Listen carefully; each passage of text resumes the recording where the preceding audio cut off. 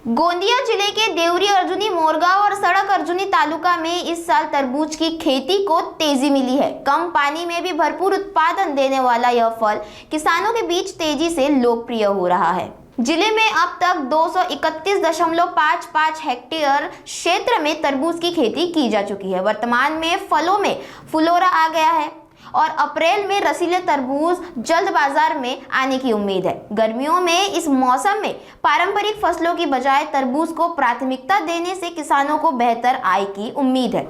इस बारे में जिला कृषि अधीक्षक नीलेश कनवाने ने जानकारी दी। आइए देखते हैं आगे और क्या प्रतिक्रिया दी नीलेश कनवाने ने। गोंदिया जिल्ह्यामध्ये देवरी, सडक अर्जुनी आणि अर्जुनी मोरगाव या 3 तालुक्यामध्ये यावर्षी कलिंगडाची लागवड चांगल्या प्रमाणात झालेली आहे। ती साधारणतः 231.55 हेक्टर एवढी ती लागवड आपल्याला बघायला मिळते। आणि कलिंगड हे जे पीक आहे ते मुख्यत्वे नगदी पीक आहे। यामध्ये उन्हाळी धानाला पर्याय म्हणून शेतकरी कलिंगड या पिकाकडे वळालेले आहेत। त्याचं मुख्य कारण म्हणजे याला चांगला बाजारभाव शेतकऱ्यांना मिळतो आहे।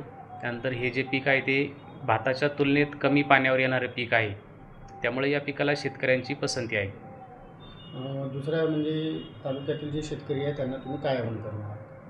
तालुक्यातील शेतकऱ्यांसाठी आणि जिल्ह्यातील सर्व शेतकऱ्यांसाठी माझं हेच आव्हान राहील की आपण उन्हाळी धानापासून कलिंगड असेल, भाजीपाला पिकं असतील किंवा मका असेल या पिकांकडे वळावं, जेणेकरून या पिकांमधून आपल्याला नगदी स्वरूपात इन्कम मिळते।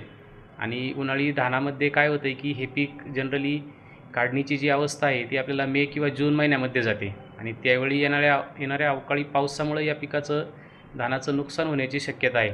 त्यामुळे हे भाजीपाला पिकं असेल, कलिंगड असेल, मका असेल तर हे पिकं जे आहेत आपल्याला एप्रिल आणि मेमध्ये साधारणतः याची काढणी होते, त्यामुळे आपल्याला याच्यातून चांगल्या प्रकारे आर्थिक उत्पन्न मिळू शकतं।